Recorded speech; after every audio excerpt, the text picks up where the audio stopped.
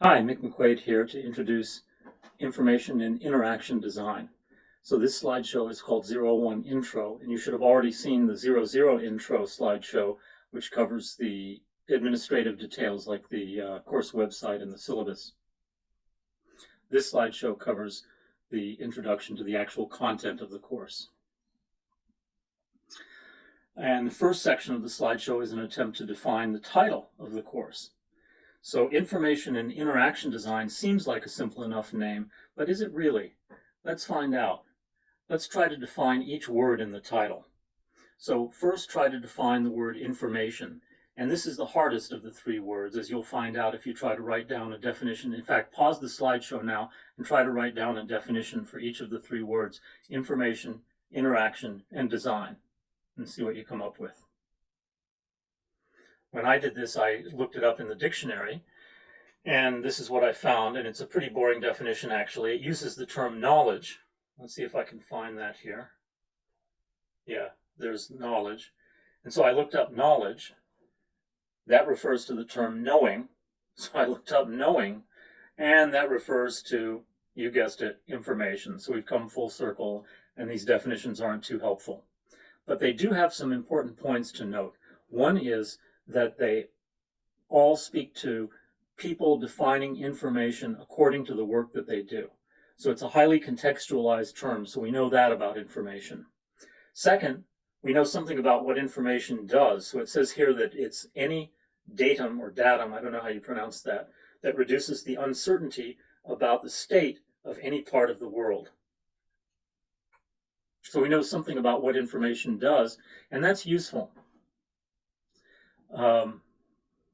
And as a matter of fact, it prefigures the definition on the next slide, which was popularized by Claude Shannon, the notion of information as a message received and understood, because that notion served his development of information theory, which is a theory that underlies all of telecommunications networks.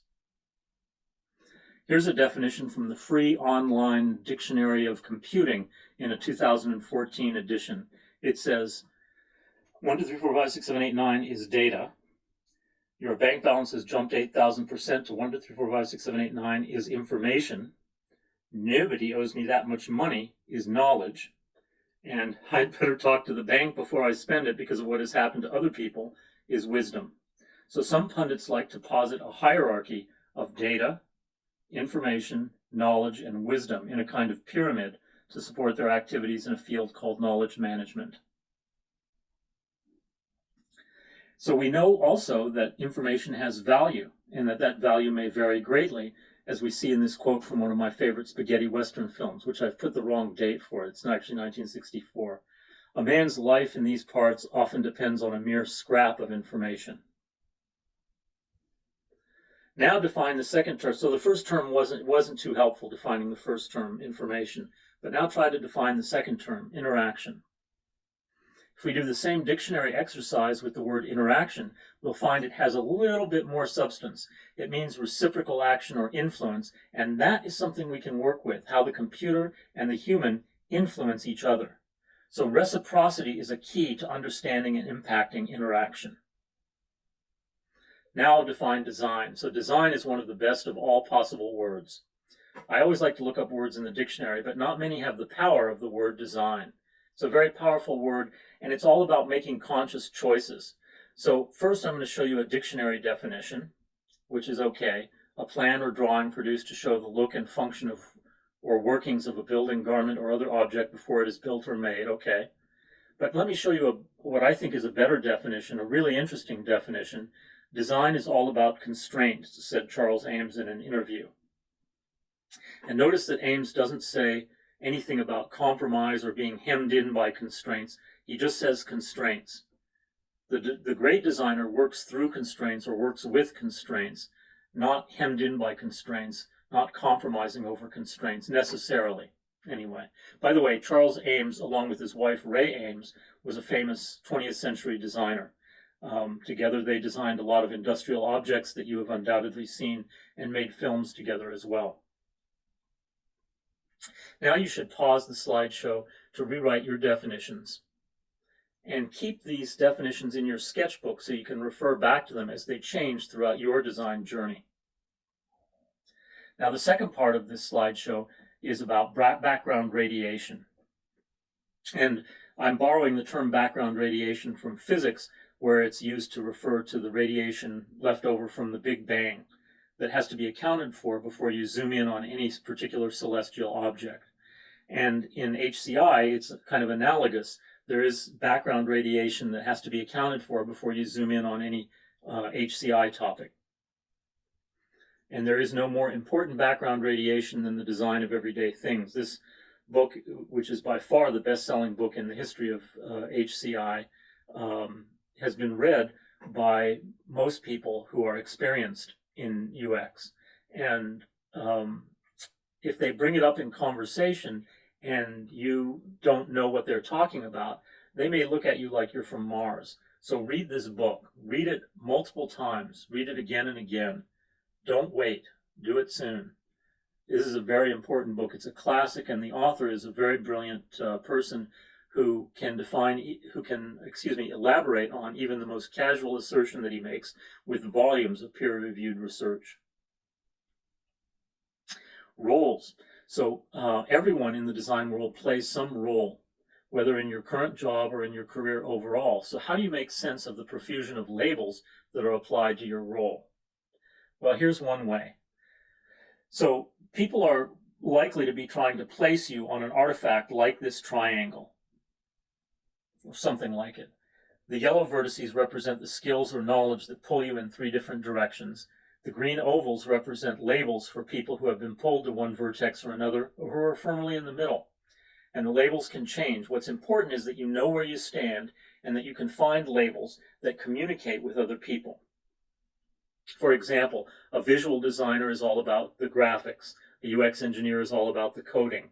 A UI designer may be in the dead center, not completely proficient in any one of the 3, but with some grounding in all 3.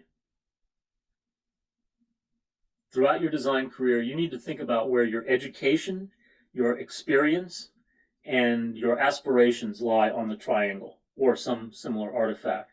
These 3, education, experience, and aspirations, may suggest different points on the triangle, and your career path could be a journey from one end of the triangle to the other, or to some points in between. It doesn't matter. The main thing is to think about it.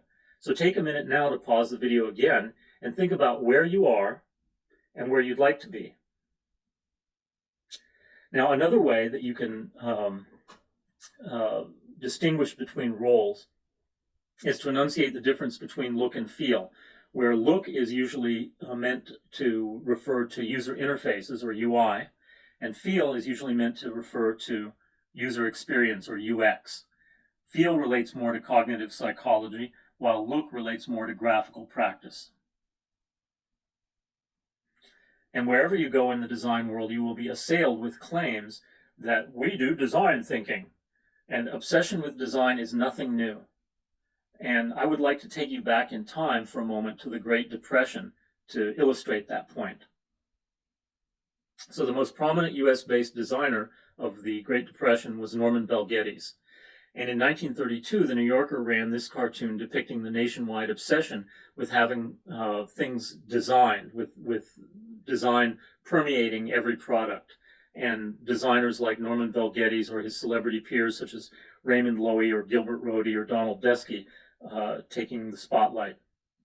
So take it with a grain of salt when people tell you they're doing design thinking.